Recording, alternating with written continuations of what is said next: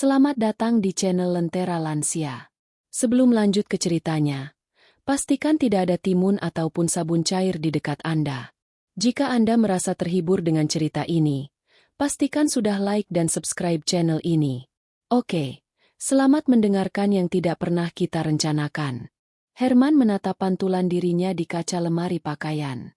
Usianya 40-an, rambut di pelipisnya mulai memutih, dan ada guratan lelah yang tak bisa disembunyikan di sudut matanya. Kehampaan di rumah itu terasa dingin, bahkan di siang hari yang terik. 10 tahun pernikahannya yang pertama berakhir bukan dengan ledakan drama, melainkan dengan keheningan yang perlahan mencekik, menyisakan ruang kosong yang begitu besar di hatinya. Setelah perceraian, tahun-tahun berlalu dalam rutinitas monoton pekerjaan dan kesendirian di rumah. Ia merindukan suara tawa, aroma masakan yang mengepul, dan kehadiran seseorang yang bisa berbagi beban hidup. Bukan gairah membara yang dicarinya, melainkan teman hidup, pelabuhan untuk hari tua. Pencarian sederhana itu membawanya bertemu Rahayu. Ia adalah seorang janda di pertengahan 30-an, dengan aura kebaikan dan ketegaran yang tak dimiliki banyak wanita yang dikenalnya. Mereka bertemu di sebuah pengajian rutin di lingkungan perumahan. Rahayu tidak menonjol, berpakaian sederhana, dan selalu terlihat tenang. Namun, ada sesuatu dalam sorot matanya yang teduh dan caranya berbicara yang lembut namun penuh keyakinan yang menarik perhatian Herman. Ia mengetahui Rahayu memiliki seorang putri tunggal yang sedang menempuh pendidikan di perguruan tinggi. Kemandirian Rahayu sebagai janda yang membesarkan putrinya sendiri tanpa mengeluh, serta kepribadiannya yang tenang dan bijak, membuat Herman merasa menemukan apa yang dicarinya, kedamaian dan stabilitas. Setelah masa perkenalan yang tidak terburu-buru, Herman memberanikan diri melamar Rahayu. Pernikahan mereka berlangsung sederhana, dihadiri keluarga dekat dan beberapa tetangga. Saat itu, Fitri, putri Rahayu, masih berstatus mahasiswi semester awal. Ia adalah gadis yang pendiam, sopan, dan terlihat sangat fokus pada kuliah serta ibunya. Di hari pernikahan ibunya, Fitri tersenyum tipis pada Herman, senyum yang terasa hormat namun sedikit canggung. Herman mengerti. Baginya, Fitri adalah bagian dari paket. Ia tidak berharap menjadi ayah kandung baginya, hanya ingin menjadi sosok pelengkap dalam keluarga kecil ini, seorang ayah tiri yang baik. Awal kehidupan keluarga baru itu terasa seperti proses adaptasi yang panjang. Herman berusaha keras untuk tidak menginjak wilayah Fitri. Ia memberinya ruang, tidak memaksakan keakraban, dan berkomunikasi dengan Fitri sebagian besar melalui Rahayu. Fitri pun sama. Ia sopan, selalu menjawab jika ditanya, tapi jarang memulai percakapan. Ia menghabiskan sebagian besar waktunya untuk kuliah, belajar, atau membantu ibunya. Herman merasa ia adalah tamu yang sangat permanen di rumah itu, berusaha sebaik mungkin agar kehadirannya tidak mengganggu. Kecanggungan itu nyata, namun dibalut oleh kehangatan Rahayu yang menjadi perekat di antara mereka. 8 tahun berlalu, membawa banyak perubahan. Rahayu kini menjelang 50-an, dan Herman sudah mendekati usia 60. Fitri? Ia telah menyelesaikan kuliahnya dan kini bekerja paruh waktu sambil tetap setia mendampingi ibunya. Selama 8 tahun itu, kehidupan mereka berjalan landai. Herman bekerja, Rahayu mengurus rumah, sebelum kesehatannya mulai menurun perlahan di tahun-tahun terakhir, dan Fitri meniti pendidikannya. Herman menjadi saksi bagaimana Fitri tumbuh. Bukan lagi gadis pendiam yang canggung di hari pernikahannya. Fitri kini menjelma menjadi wanita muda yang tangguh, mandiri, dan penuh dedikasi, terutama pada ibunya. Secara perlahan, hampir tanpa disadari, pengamatan Herman terhadap Fitri mulai berubah. Ia tidak lagi melihatnya hanya sebagai anak tiri Fitri, atau putrinya Rahayu. Ia mulai melihat Fitri sebagai individu. Ia memperhatikan cara Fitri menata rambutnya yang panjang saat belajar, ketekunan di matanya saat membaca buku, cara lembutnya berbicara dengan Rahayu, dan kekuatan yang terpancar saat ia menyelesaikan tugas rumah tangga sambil mengerjakan pekerjaan kuliah. Herman sering menemukannya masih terjaga larut malam, menyelesaikan laporan atau membantu Rahayu yang kesulitan tidur. Ada keheningan dalam dedikasi Fitri, Pengorbanan yang dilakukan tanpa banyak bicara. Herman mulai merasa kagum. Kagum pada ketangguhannya, kemandiriannya di usia muda, dan baktinya yang luar biasa pada sang ibu. Momen-momen kecil itu terakumulasi. Suatu kali, Herman tak sengaja melihat Fitri tertawa lepas saat menonton televisi. Tawanya renyah dan tulus, menerangi wajahnya yang biasanya serius. Jantung Herman berdesir aneh. Di lain waktu, ia melihat Fitri keluar dari kamar mandi dengan rambut basah tergerai, dan Herman merasa ada sesuatu yang bergerak di dalam dirinya, sesuatu yang tidak seharusnya ada. Atau ketika Fitri tanpa sengaja menyentuh lengannya saat menyerahkan sesuatu, sentuhan itu terasa seperti sengatan listrik, meninggalkan kehangatan yang membingungkan. Perasaan itu datang seperti penyusup, diam-diam mengikis fondasi hubungannya sebagai ayah tiri. Herman mulai merasa tidak nyaman dengan perasaannya sendiri. Kekaguman itu berubah menjadi sesuatu yang lebih dalam, sesuatu yang lebih personal, sesuatu yang terlarang.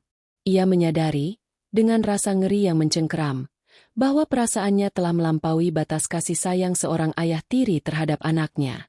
Itu adalah perasaan yang ambigu, campuran kekaguman, kepedulian yang protektif, dan ketertarikan yang ia takuti untuk diakui. Pertarungan batin Herman dimulai. Rasa bersalah menghantamnya seperti ombak. Bagaimana mungkin ia, yang seharusnya menjadi figur pelindung, justru memiliki perasaan seperti ini terhadap anak tirinya? Ia merasa kotor, menjijikkan. Ia berjuang keras untuk menekan perasaan tersebut.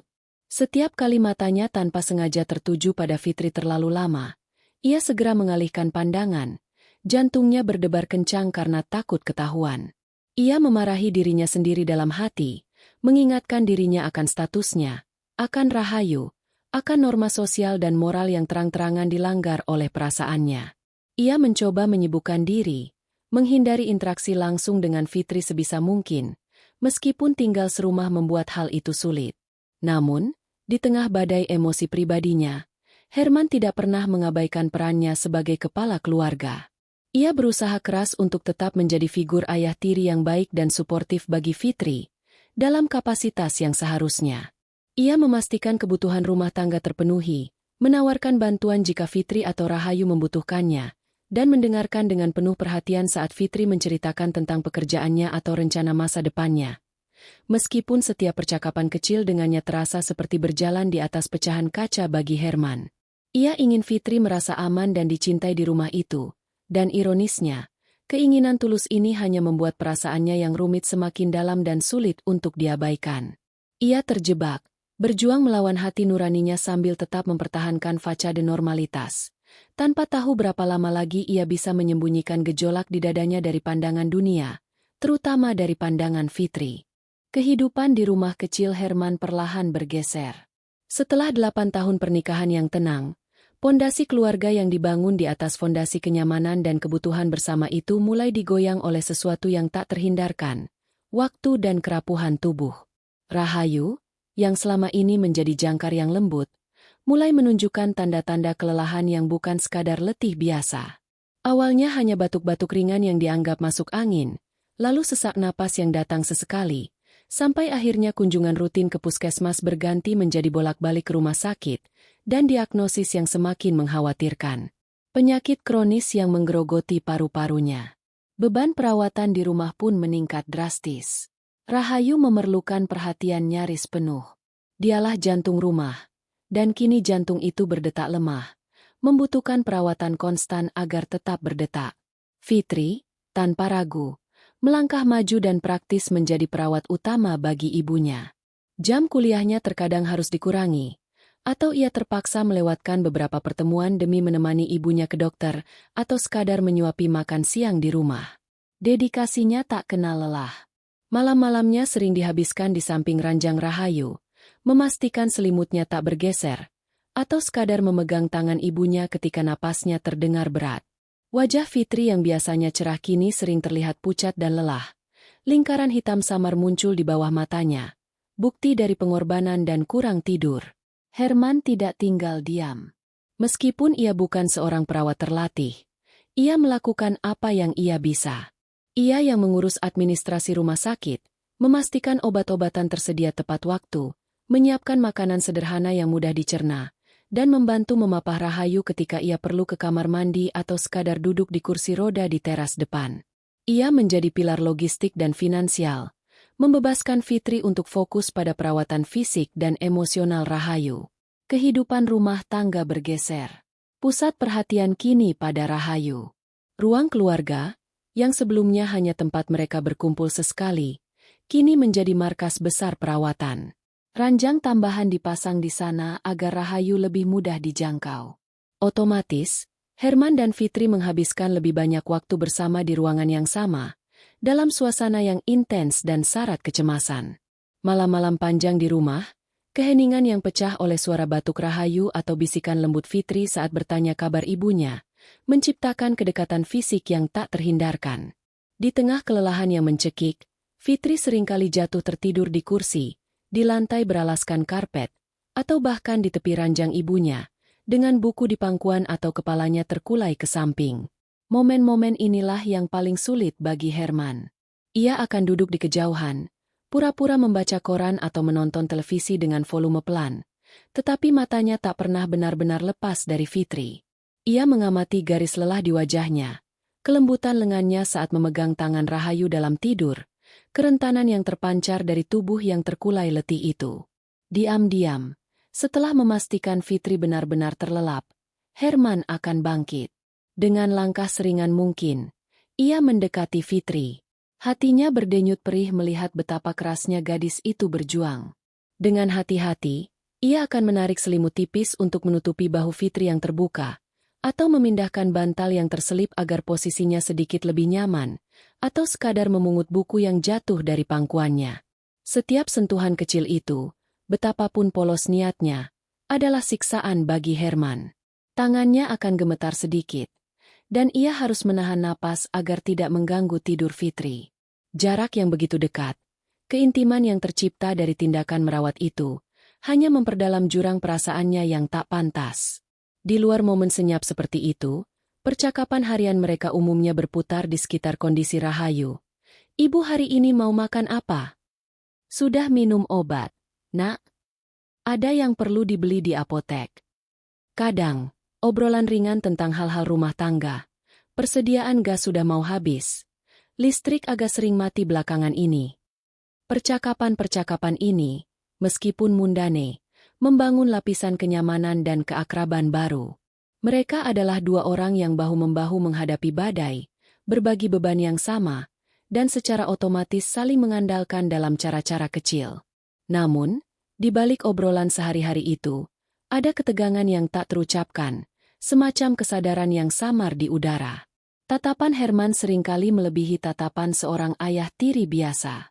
Ada intensitas di dalamnya, perhatian yang tajam, yang terkadang membuat Fitri sedikit gelisah. Ia akan menangkap mata Herman yang sedang mengawasinya, dan Herman akan cepat-cepat mengalihkan pandangan, atau pura-pura batuk, atau membetulkan kacamatanya. Keheningan yang mengikuti momen-momen itu syarat makna, komunikasi nonverbal yang lebih kuat daripada kata-kata. Herman yakin Fitri merasakannya, ketidaknyamanan atau setidaknya kebingungan atas perhatian yang begitu dalam itu. Konflik batin Herman pun semakin memburuk.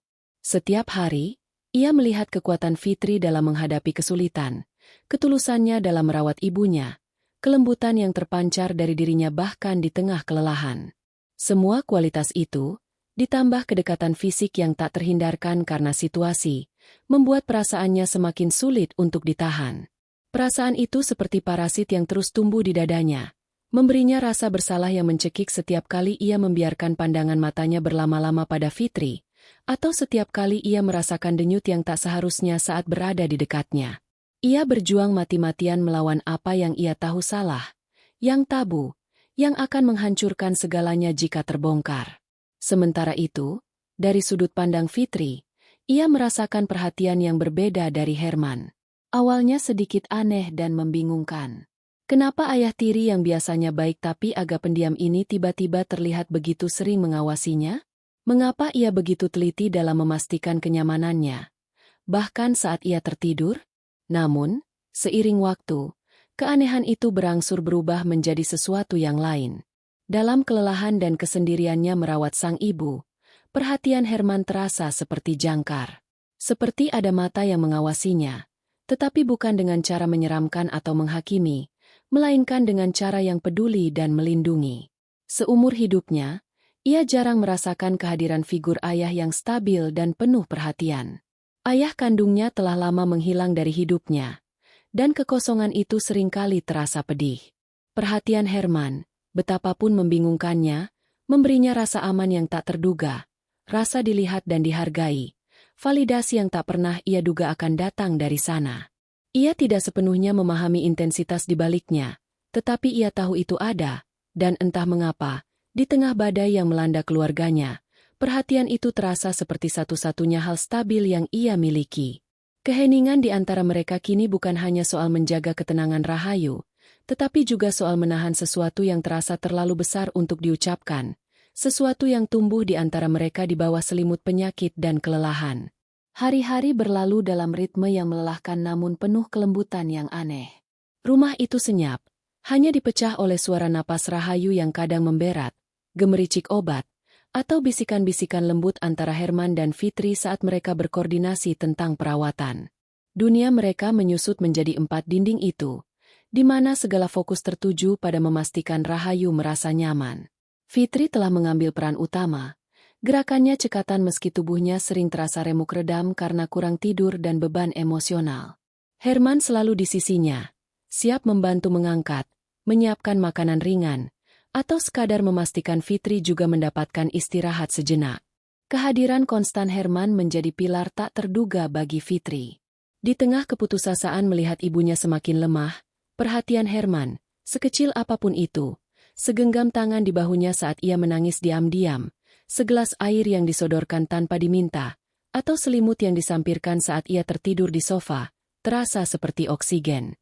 Ia tahu Herman mengamatinya. Ia merasakannya dalam tatapan yang kadang sulit dihindari, dalam keheningan yang terlalu panjang setelah obrolan singkat mereka.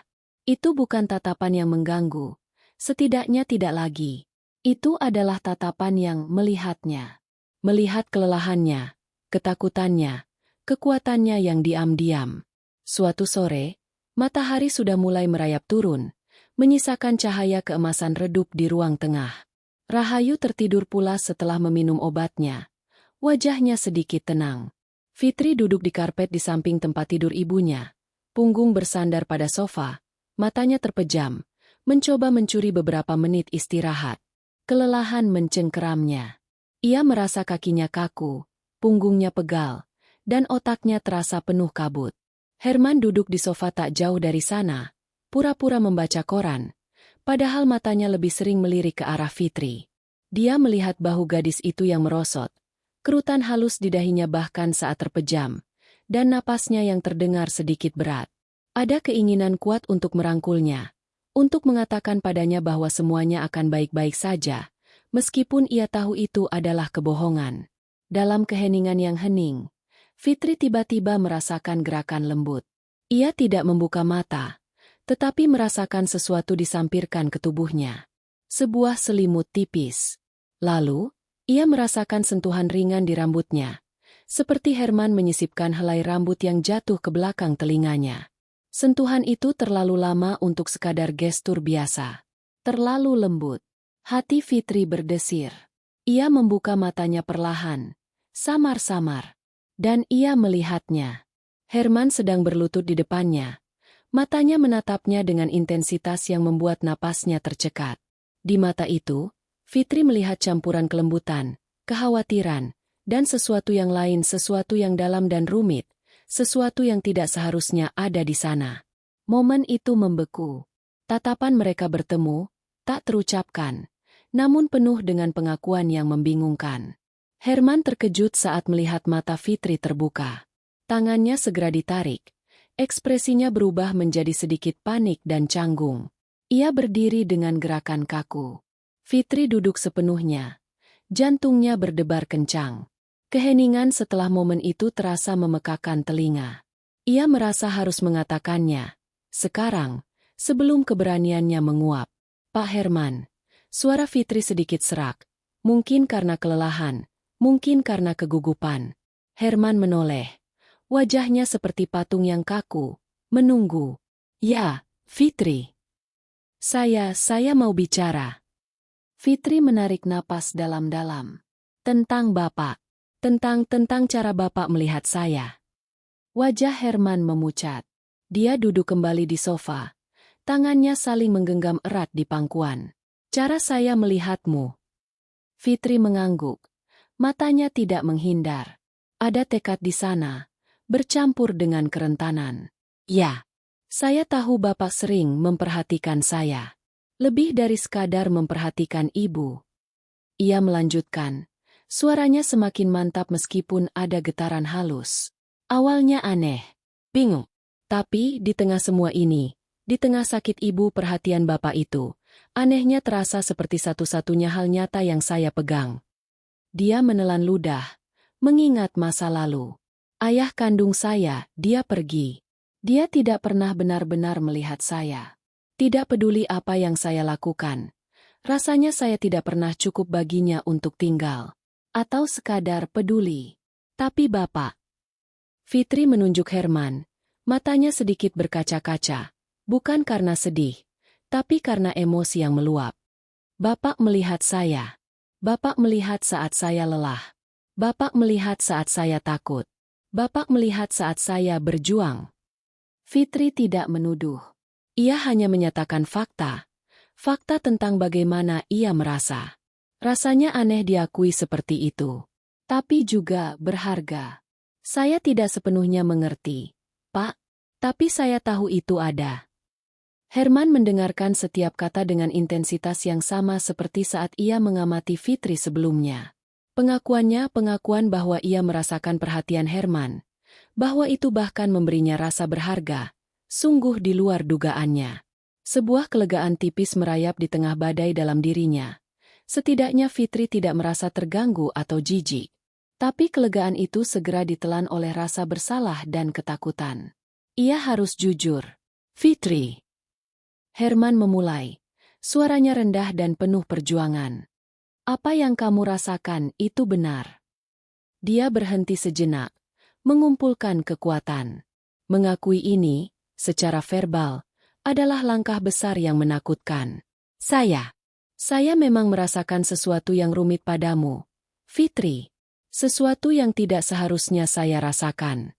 Sesuatu yang lebih dari sekadar rasa sayang seorang ayah tiri pada anaknya. Pandangan Fitri melebar sedikit. Tetapi ia tidak panik. Ia tetap di sana, mendengarkan.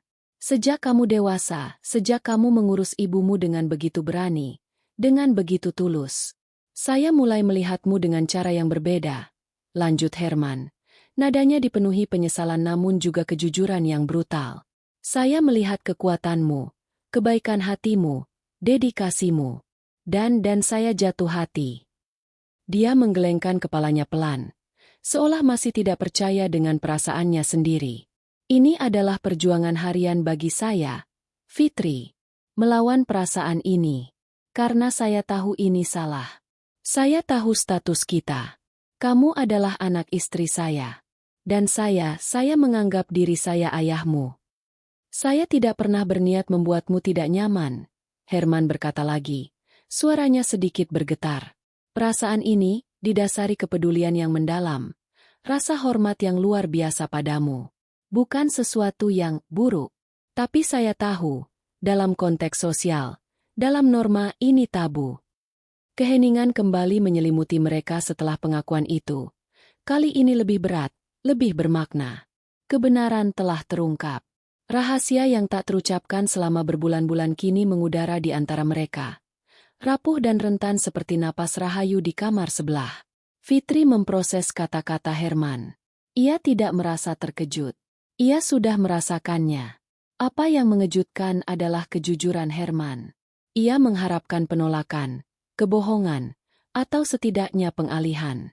Tapi Herman memilih untuk jujur, meskipun itu jelas menyakitkan baginya. Saya mengerti, Pak, kata Fitri pelan.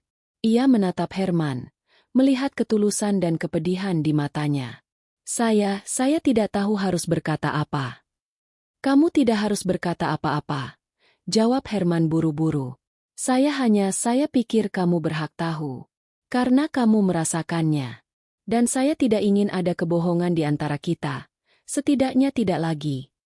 Mereka duduk di sana selama beberapa saat, membiarkan kebeningan mencerna pengakuan tersebut. Udara terasa tegang, tetapi juga ada rasa kelegaan yang aneh.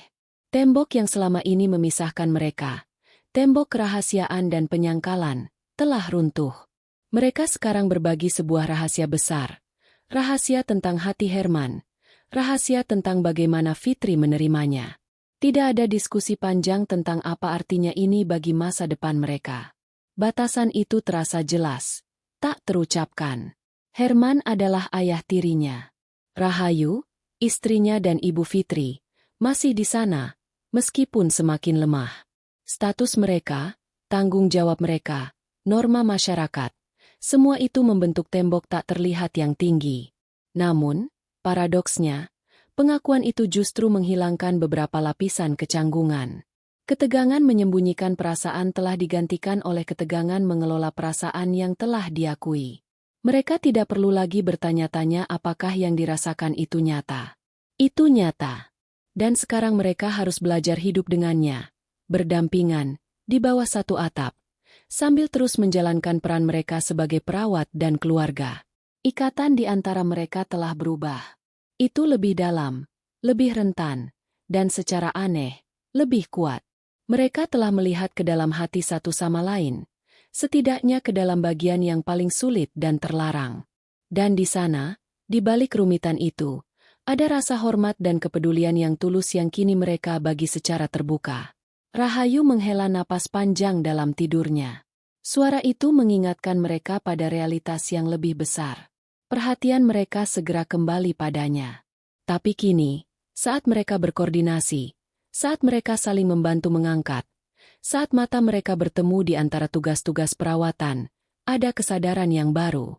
Kesadaran akan perasaan Herman yang rumit, kesadaran akan bagaimana perasaan itu diterima oleh Fitri, dan kesadaran akan batasan yang harus mereka junjung.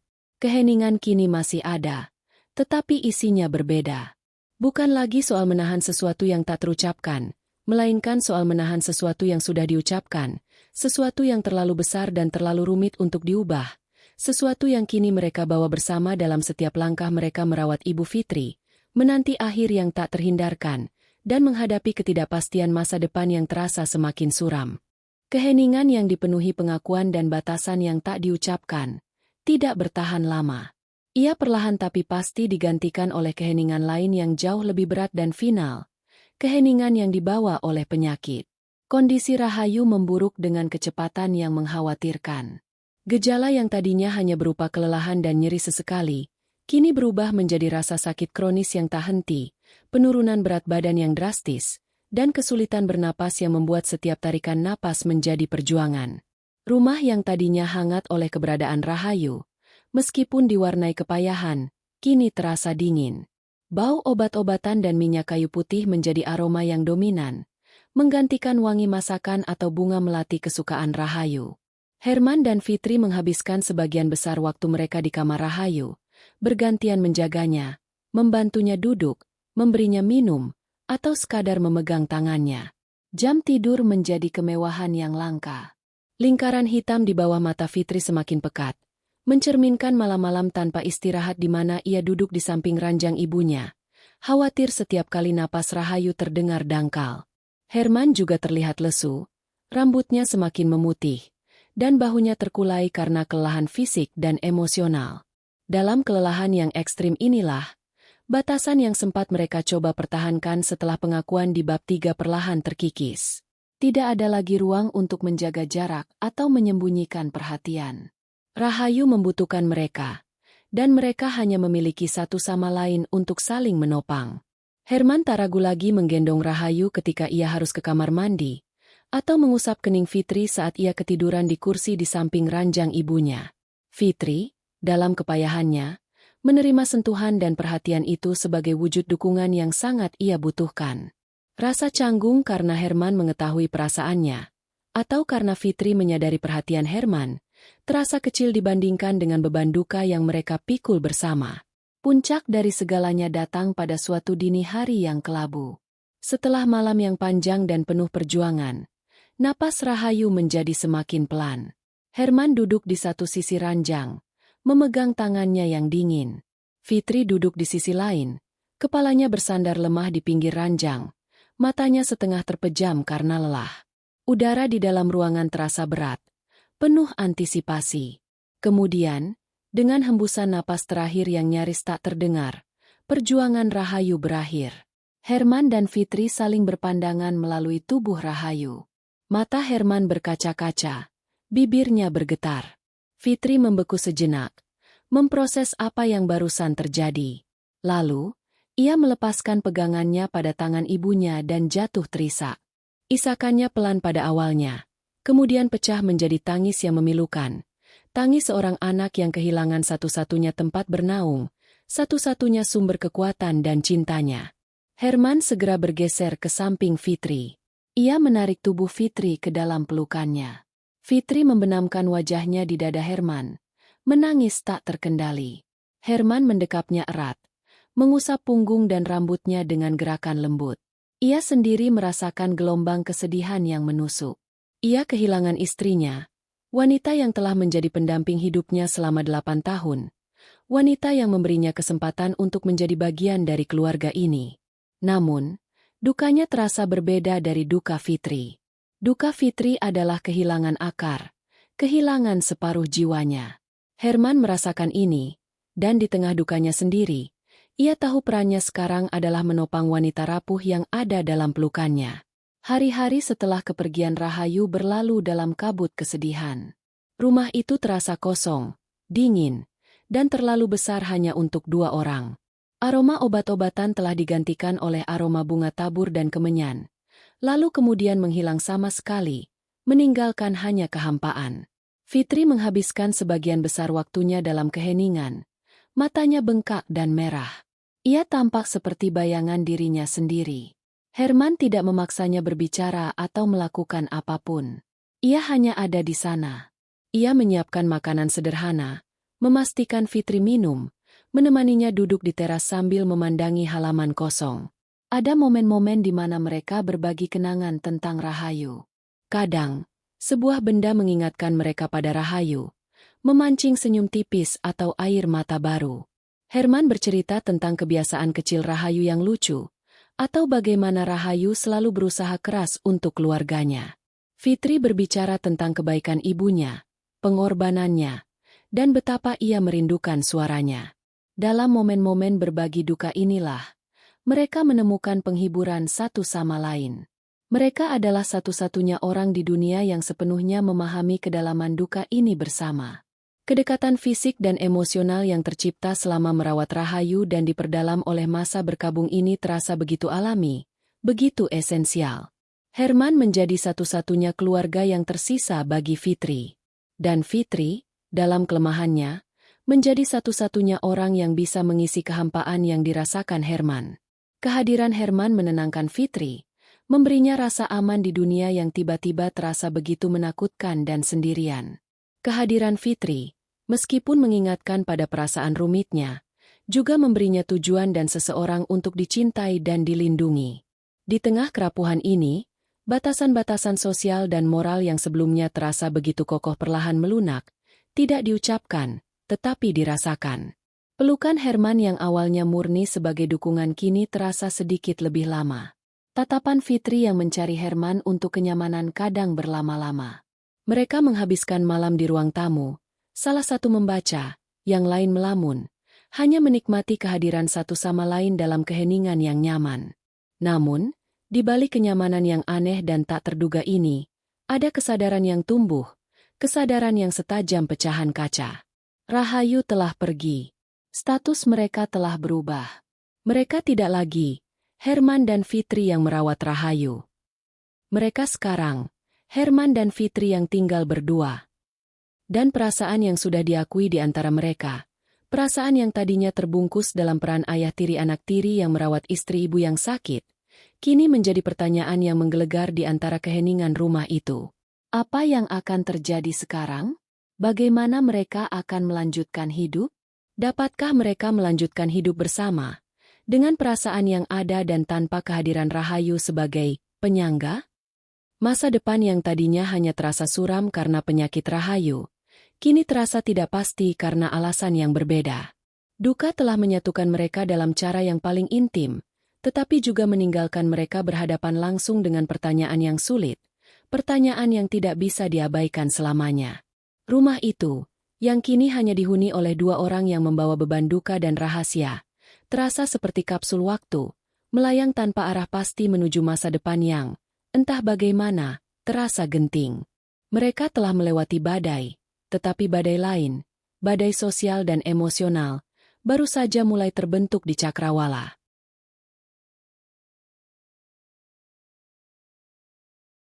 Kepergian Rahayu meninggalkan kekosongan yang menganga di rumah itu. Dinding-dindingnya terasa lebih dingin, udara lebih sunyi, dan setiap sudut menyimpan memori yang kini terasa pahit manis. Namun, hidup harus terus berjalan.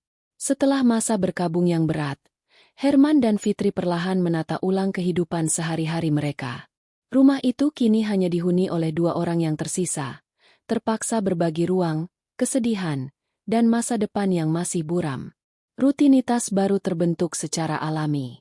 Mereka makan bersama di meja makan yang dulu selalu bertiga, kini hanya berdua.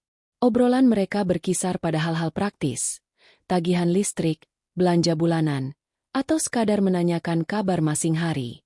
Kehilangan Rahayu telah mengikis beberapa lapisan formalitas yang dulu ada.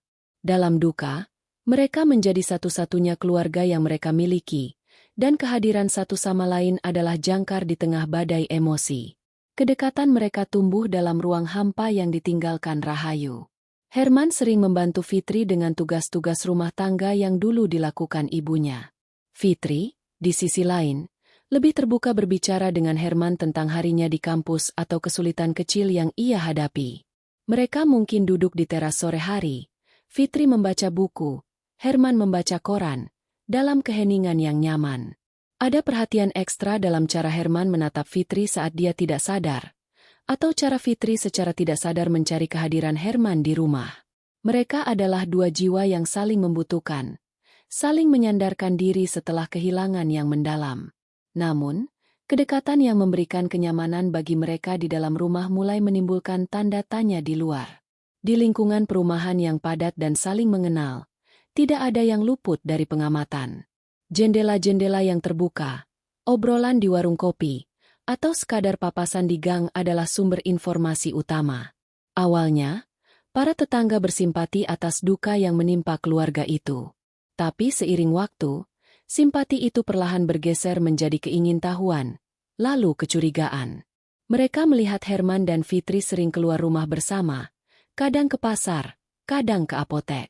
Mereka melihat lampu rumah mereka menyala hingga larut malam. Mereka melihat Herman terkadang membantu Fitri membawa tas belanjaan berat atau sekadar berdiri di dekatnya saat Fitri menyiram tanaman di halaman depan. Hal-hal kecil ini, dalam kacamata masyarakat yang picik, mulai dirangkai menjadi narasi yang berbeda. Bisik-bisik pun mulai terdengar. Racun halus gosip menyebar dari rumah ke rumah. Loh, kok ya dekat sekali toh mereka itu? Sudah seperti pasangan saja, bukan seperti ayah tiri dan anak tiri.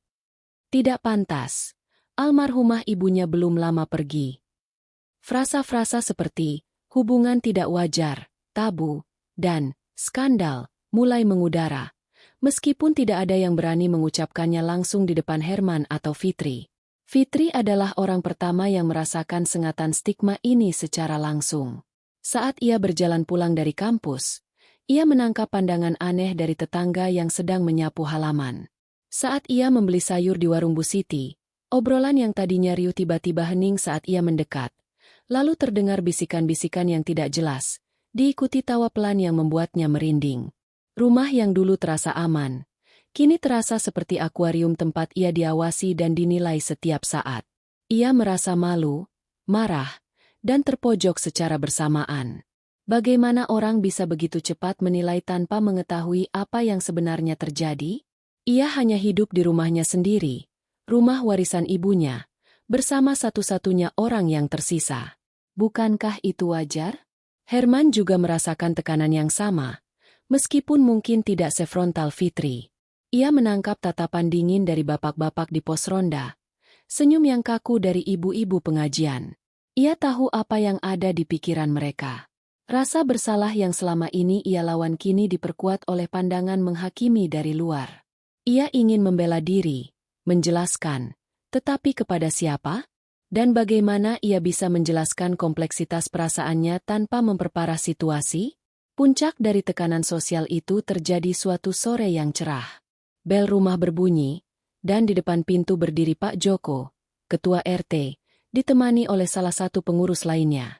Herman mempersilakan mereka masuk dengan perasaan tidak enak. Suasananya formal, jauh dari kehangatan basa-basi biasa. Pak Joko memulai percakapan dengan sopan, menanyakan kabar dan menyampaikan belasungkawa kembali, meskipun sudah beberapa bulan berlalu. Kemudian, nadanya berubah serius. "Begini, Pak Herman," ujar Pak Joko, suaranya rendah dan hati-hati. "Kedatangan kami ini mewakili warga. Ada sedikit obrolan yang beredar mengenai situasi di rumah ini." Herman merasakan tenggorokannya tercekat. "Situasi? Situasi apa, Pak RT?" "Ya, mengenai Pak Herman dan Nak Fitri," lanjut Pak Joko, menghindari tatapan Herman. "Warga melihat kedekatan Pak Herman dan Nak Fitri ini. Bagaimana ya, terlihat kurang pantas, Pak, mengingat status kalian." Herman terhenyak. Ia sudah menduganya, tapi mendengarnya diucapkan langsung tetap menyakitkan. "Kurang pantas bagaimana, Pak? Fitri itu anak tiri saya.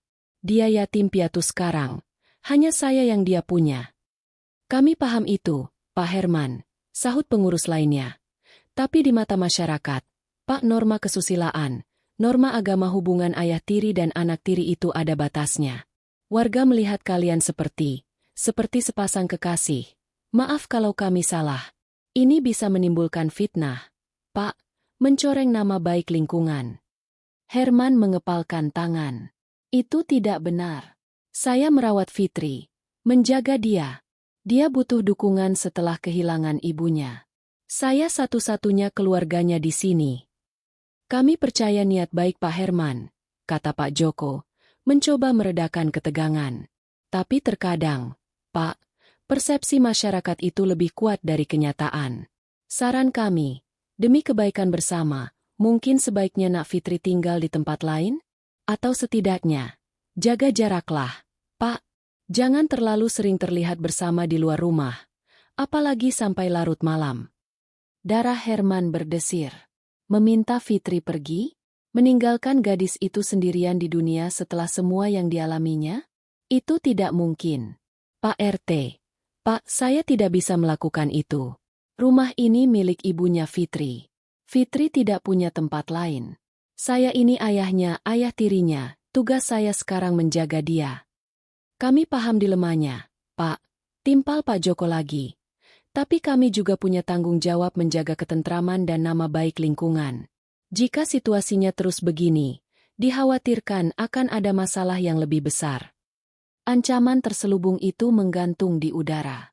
Setelah Pak RT dan pengurusnya pergi, meninggalkan Herman dengan hati yang berat dan amarah yang tertahan, ia langsung mencari Fitri.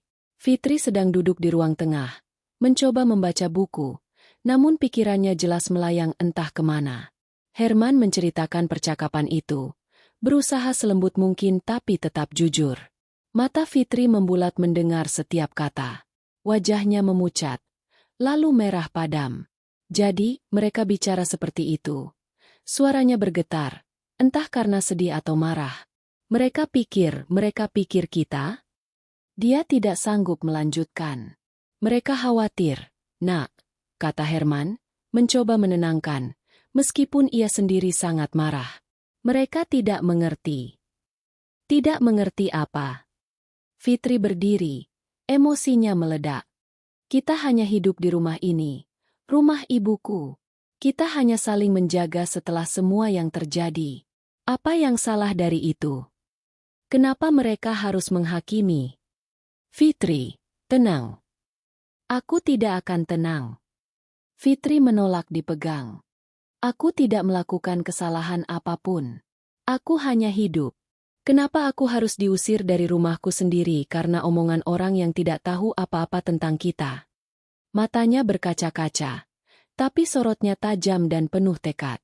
Herman menatapnya, melihat kekuatan yang selama ini tersembunyi di balik kesedihan Fitri. Kekuatan yang membuat hatinya semakin terpaut pada gadis itu. Pak RT menyarankan agar kamu tinggal di tempat lain, ujar Herman pelan.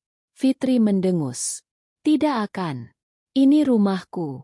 Satu-satunya tempat yang kurasa masih milikku di dunia ini. Aku tidak akan membiarkan bisik-bisik kotor itu mengusirku. Jika mereka punya masalah, suruh mereka bicara padaku langsung.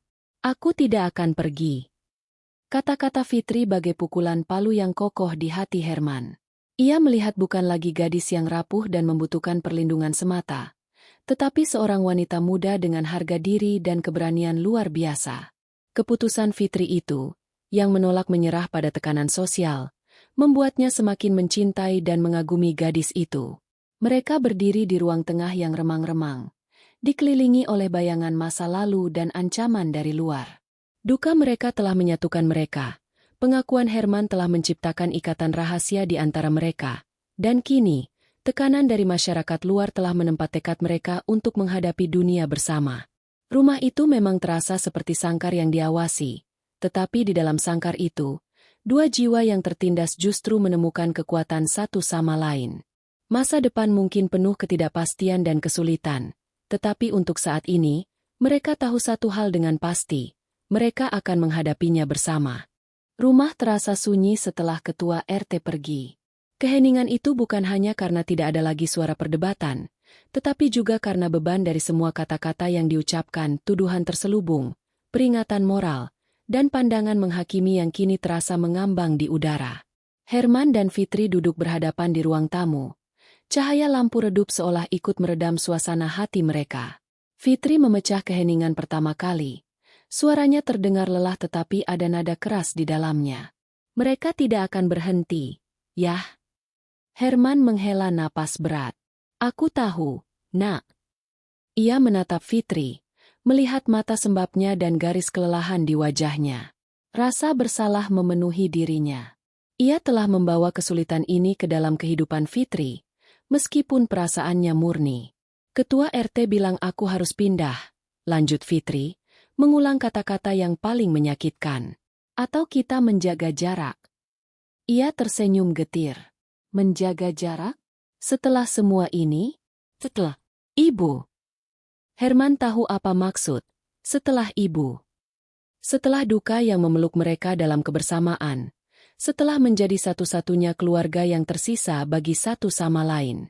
Jarak itu adalah jurang pemisah yang kini terasa mustahil dilintasi. Mereka membahas pilihan yang ada. Meskipun pilihan itu terasa sedikit dan semuanya sulit. Bertahan? Itu berarti menghadapi tatapan mata, bisikan, mungkin bahkan pengucilan yang lebih parah. Fitri telah merasakan permulaannya, dan rumah yang dulunya tempat perlindungan kini terasa seperti medan perang kecil setiap kali ia melangkah keluar. Pindah? Kemana? Dan bagaimana? Status mereka tetaplah ayah tiri dan anak tiri, meskipun Rahayu sudah tiada. Rumor bisa mengikuti. Tiba-tiba, Fitri menegakkan duduknya. Ada kilatan tekad di matanya yang membuat Herman terkejut. Kalau aku menikah, ayah bersedia jadi waliku. Tanyanya, suaranya terdengar sedikit formal, seolah sedang menanyakan hal paling biasa di dunia. Herman mengerutkan dahi, bingung dengan arah pembicaraan Fitri. Tentu saja, nak, siapapun pria itu, jika dia baik padamu, aku akan dengan senang hati menjadi walimu. Ia lega sejenak, berpikir mungkin Fitri sudah punya seseorang, sebuah jalan keluar dari situasi ini. Fitri menatap lurus ke mata Herman, ketenangan yang aneh menyelimuti wajahnya. Kalau begitu, ucapnya perlahan, setiap kata diucapkan dengan jelas dan penuh arti. Ayah bersedia menjadi waliku untuk menikah denganmu. Herman tertegun. Otaknya berhenti bekerja. Mata Fitri tidak main-main. Di sana ada keberanian yang luar biasa. Sebuah tawaran yang begitu tak terduga hingga Herman merasa jantungnya berhenti berdetak. Fitri, apa maksudmu? Suaranya tercekat. Aku serius, yah, kata Fitri. Nada suaranya semakin mantap. Secara hukum, kita tidak sedarah. Ayah menikahi ibu, bukan aku. Jika kita menikah, secara hukum, itu sah. Kita bisa punya buku nikah yang membuktikan kita adalah suami istri yang sah. Dia bangkit dan berjalan mendekati Herman, berlutut di depannya, menatap matanya dengan tatapan yang penuh cinta yang sudah lama ia baca di mata Herman untuknya. Kini ia berani menunjukkannya. Ayah bilang ayah peduli padaku, menghargaiku. Ayah melindungiku. Selama ini ayah adalah satu-satunya orang yang benar-benar melihatku, bukan hanya sebagai anak tiri, tapi sebagai aku. Orang-orang di luar sana menghakimi kita. Yah, hanya karena kedekatan kita. Tapi kalau kita menikah, mereka tidak bisa bilang apa-apa lagi. Atau setidaknya, tuduhan mereka tidak akan sama. Kita bisa meresmikan apa yang sudah ada di antara kita, ikatan yang unik ini, dan melindunginya. Fitri menggenggam tangan Herman yang gemetar. Aku tidak ingin pergi. Rumah ini adalah satu-satunya tempat aku merasa aman sampai sekarang, bahkan dengan bisik-bisik itu. Tapi aku juga tahu kita tidak bisa terus-terusan hidup dalam tekanan begini. Menikah dengan ayah, itu satu-satunya cara yang terpikir olehku agar kita bisa terus bersama, tanpa harus bersembunyi, tanpa harus membiarkan orang lain mendefinisikan hubungan kita. Ayah adalah keluargaku. Ayah segalanya bagiku sekarang. Air mata mulai menggenang di pelupuk Fitri. Dan aku tahu ayah juga merasakan sesuatu yang lebih. Aku melihatnya. Ayah tidak perlu menyembunyikannya lagi dariku. Herman menarik napas dalam. Tenggorokannya terasa tercekat. Air mata yang berusaha ia tahan selama berbulan-bulan, bertahun-tahun, akhirnya mengalir deras. Ini bukan hanya karena tawaran pernikahan itu sendiri, tetapi karena keberanian Fitri, kejujurannya, dan pengakuan terbukanya tentang perasaan yang selama ini hanya berani mereka tunjukkan dalam tatapan atau tindakan kecil. Fitri tidak hanya menawarkan pernikahan, ia menawarkan penerimaan penuh atas dirinya dan perasaannya. Herman menarik Fitri ke dalam pelukannya, memeluknya erat. Tangisnya pecah di bahu Fitri. Fitri, nak, ya Allah. Hanya itu yang bisa ia ucapkan di antara isakannya. Beberapa saat kemudian, ketika tangisnya sedikit mereda, Herman menarik diri sedikit, menangkup wajah Fitri dengan kedua tangannya. Matanya merah, tetapi pandangannya jelas. Aku tidak pernah berani memimpikan ini, bisiknya. Aku mencintaimu, Fitri. Dengan cara yang tidak seharusnya, cara yang tabu di mata orang. Tapi aku mencintaimu lebih dari apapun di dunia ini. Fitri tersenyum. Air matanya juga mengalir. Aku tahu, yah, aku juga mencintaimu. Ya, kata Herman tegas, mengangguk. Ya, aku bersedia. Keputusan telah dibuat. Pernikahan. Tapi mereka tahu, bahkan dengan status hukum yang sah, stigma di lingkungan itu akan tetap ada. Ini bukan tentang mendapat restu dari para tetangga. Ini tentang hidup damai. Kita tidak bisa tinggal di sini, kata Herman lembut. Bahkan jika kita menikah, mereka akan selalu melihat kita sebagai sesuatu yang salah. Fitri mengangguk setuju. Ia sudah merasakannya. Kita pindah, yah, ke tempat yang jauh. Tempat yang tidak ada yang mengenal kita. Rencana pun disusun. Mereka memutuskan untuk pindah ke sebuah kota kecil di Jawa Tengah, tempat yang dipilih secara acak dari peta, cukup jauh untuk memulai babak baru. Herman menjual sepeda motornya dan beberapa barang berharga lainnya untuk modal. Fitri memutuskan untuk menunda kuliahnya, atau mencari cara untuk melanjutkannya nanti jika memungkinkan. Prioritas utama adalah membangun kehidupan baru. Hari kepindahan tiba. Dengan hanya beberapa kardus berisi barang-barang penting dan kenangan, mereka meninggalkan rumah yang menyimpan begitu banyak memori, tawa rahayu, kesakitannya, duka mereka, dan benih cinta yang tumbuh di tempat yang tak terduga. Saat kunci pintu dikunci terakhir kali, ada rasa kehilangan yang getir, tetapi digantikan oleh gelombang harapan dan sedikit rasa berani yang meluap-luap. Mereka pergi bukan karena kalah, tetapi untuk menang atas hak mereka untuk berbahagia. Perjalanan ke kota baru terasa panjang namun penuh antisipasi. Mereka tiba di sebuah kota yang lebih sederhana, dengan irama kehidupan yang lebih lambat. Mereka menyewa sebuah rumah kecil di pinggiran kota, jauh dari keramaian. Proses menetap cukup menantang, tetapi mereka menghadapinya bersama. Herman segera mendapatkan pekerjaan di sebuah toko bangunan. Fitri, dengan pengetahuannya tentang agama dan kesabaran, mulai mengajar mengaji untuk anak-anak di musola setempat. Penghasilan pas-pasan, tetapi cukup untuk hidup sederhana. Beberapa bulan kemudian, di Kawa kota kecil itu, Herman dan Fitri melangsungkan pernikahan mereka. Tidak ada pesta, tidak ada tamu undangan kecuali saksi. Hanya mereka berdua, disaksikan oleh pegawai Kawa dan 2 saksi, mengucapkan janji suci. Momen itu terasa begitu sakral dan penuh makna, melegalkan ikatan emosional yang telah mereka perjuangkan. Fitri secara hukum bukan lagi anak tirinya. Ia adalah istrinya. Ayah tiri dan anak tiri secara hukum telah menjadi suami istri. Kehidupan mereka di tempat baru mengalir dengan tenang. Jauh dari bisik-bisik dan pandangan menghakimi, mereka bisa bernapas lega. Mereka membangun rutinitas harian yang nyaman. Herman berangkat kerja, Fitri mengurus rumah dan mengajar mengaji. Sore hari mereka habiskan bersama, makan malam bersama, berbagi cerita tentang hari mereka. Cinta mereka tidak lagi harus disembunyikan atau disalahpahami. Dalam kesendirian dan kebersamaan mereka, mereka menemukan kedamaian yang tak ternilai. Waktu berlalu, dan kabar gembira datang. Fitri hamil. Kebahagiaan mereka berlipat ganda. Mereka mempersiapkan diri menyambut anggota keluarga baru dengan penuh cinta dan harapan. 9 bulan kemudian, lahirlah putri mereka, seorang bayi perempuan cantik dengan mata bulat yang cerah dan senyum yang kelak akan sangat mirip dengan senyum Fitri. Mereka memberinya nama Rania. Adegan penutup senja itu di rumah kecil mereka di Jawa Tengah. Herman duduk di lantai. Rania tertawa riang di pangkuannya. Jari-jari kecilnya menarik-narik kumis tipis Herman. Fitri duduk di sebelahnya, bersandar di bahu Herman, mengamati putrinya dengan mata penuh kasih. Rumah itu sederhana, perabotan tidak mewah, tetapi dipenuhi kehangatan dan cinta. Mereka telah melewati jalan yang panjang dan penuh liku. Melawan stigma, berjuang untuk pengakuan, meninggalkan masa lalu yang menyakitkan, dan membangun masa depan dari awal. Mereka telah mendefinisikan kembali arti keluarga dan cinta bagi diri mereka sendiri. Di luar sana, dunia mungkin masih punya pandangan dan aturan, tetapi di dalam rumah kecil ini, di antara Herman, Fitri, dan putri kecil mereka Rania, hanya ada cinta, kedamaian, dan keluarga yang telah mereka perjuangkan dengan gagah berani.